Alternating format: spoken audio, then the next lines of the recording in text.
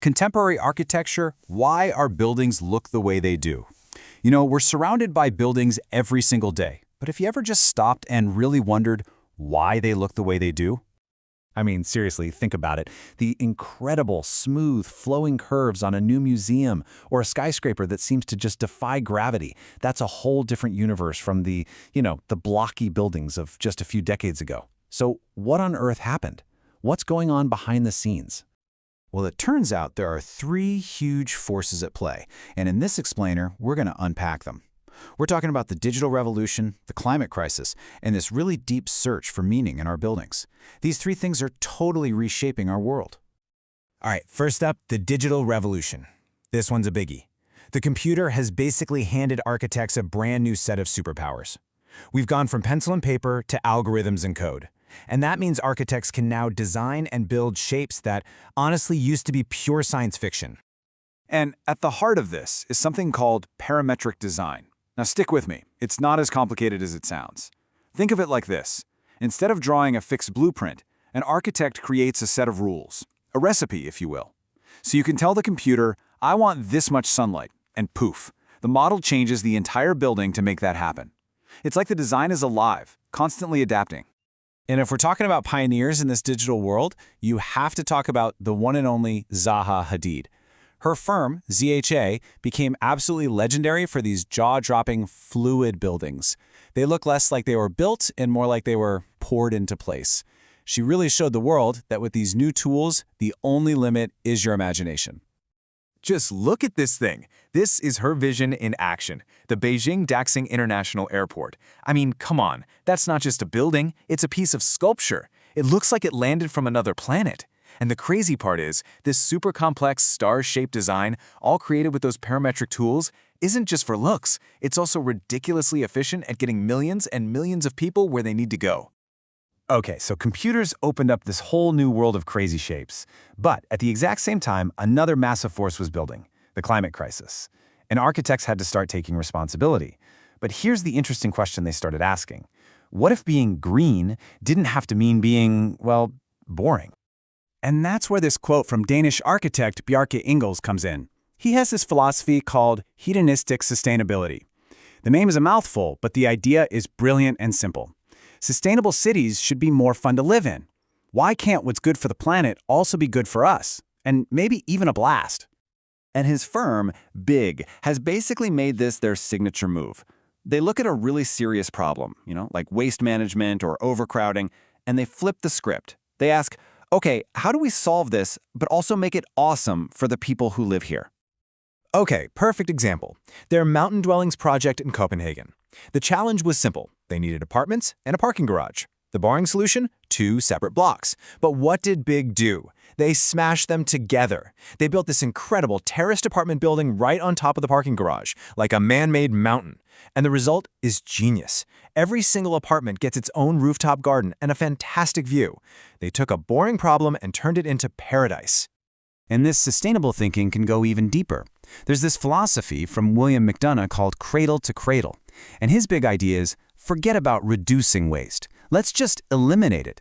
Design things from the get-go so that there is no waste. Every material is either a biological nutrient, meaning it can safely go back into the soil, or a technical nutrient, something you can recycle forever without it losing quality. Basically, waste equals food. So, we've got buildings shaped by computers and buildings shaped by the planet. But what about us? What about how a building makes you feel? That brings us to our third big force. Architecture that's designed for all of our senses, not just our eyes. Now, the fancy term for this is phenomenology. I know, it's a big word, but the idea behind it is actually super intuitive. It's about creating unforgettable experiences. It's asking questions like, how does the sunlight move across a wall during the day? What's the feeling of a cold metal door handle? What's the sound of your footsteps in a quiet hall? It's about all that stuff. And the architect Peter Zumthor just nails it with this quote. He talks about how his most powerful architectural memories from childhood weren't of some famous cathedral, but of the specific feeling of a door handle or the crunch of gravel under his feet. And that's exactly what these architects are trying to do, to literally build those powerful sensory memories into the very walls of their buildings. A true master of this is Stephen Hall. For him, light isn't just something you turn on with a switch. Nope. To him, light is a building material. every bit as important as steel or concrete. He literally sculpts his buildings around how light is going to behave, how it's going to enter a space, bounce around, and change its color and mood all day long. And his Chapel of St. Ignatius in Seattle, wow, it's just a masterclass. He called the concept 7 bottles of light in a stone box. And that's literally what it is. You see those volumes on the roof? Each one is like a bottle aimed in a different direction to catch a different kind of light. And then he painted the inside of these bottles with brilliant colors, so the chapel isn't filled with harsh, direct light. Instead, it's washed in these beautiful, soft fields of colored light that constantly shift and change. It's incredible. Okay, so let's recap. We've got digital tools creating impossible shapes, sustainability making our cities better, and a focus on human experience. And then you have the visionaries, the so-called starchitects who take all of these ingredients, throw them in a blender, and come up with something that completely redefines what a building can even be. And they don't get much more visionary or provocative than Rem Koolhaas. Kill the skyscraper. What a statement, right? Now, he didn't actually want to get rid of all tall buildings. He was just bored. He was tired of this boring race to build the tallest, skinniest needle. He wanted architects to think bigger, weirder, more three-dimensionally. And boy, did his firm OMA deliver. This is the CCTV headquarters in Beijing, and it's basically the anti-skyscraper. It's not a tower, it's a loop. It twists and turns and folds back on itself, with this absolutely mind-bending 75-meter cantilever just hanging out in midair. And you see that pattern on the outside? That's the actual structure. It's not hidden away. It's right there on the skin, showing you where the building is working the hardest. It's not just something to look at, it's a puzzle you want to explore. Okay, so these are some big, global ideas. But how do they actually land on the ground, in the real world, with all its messy problems? For that, let's take a look at India since the 1990s. The country's economy opened up, and suddenly there was this insane construction boom. It created a completely new and really challenging situation for architects there. And the challenges are immense. I mean, in that frantic rush to build, those amazing digital tools we talked about can get forgotten. Sustainability often gets pushed aside for quick profits, putting a massive strain on the environment.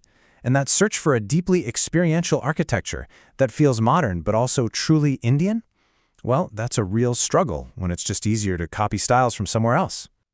But it's not all doom and gloom. Not at all. There's absolutely a new generation of Indian architects who are stepping up. And they're creating some incredibly thoughtful, really innovative stuff that's grounded in its local context. You've got amazing projects like the Buddhist Center in Sakarwadi or the Healthcare Center in Dagarpuri. These projects prove that even when the pressure is immense, great, meaningful architecture can and does happen. And that brings us right back to where we started. The buildings of the future? They're going to be shaped by all sorts of new pressures, social, environmental, you name it. But what we've seen today is that architecture isn't just a passive backdrop to our lives. At its very best, it actively shapes our world. So the real question isn't just what our buildings will look like, but what kind of world do we want to build with them?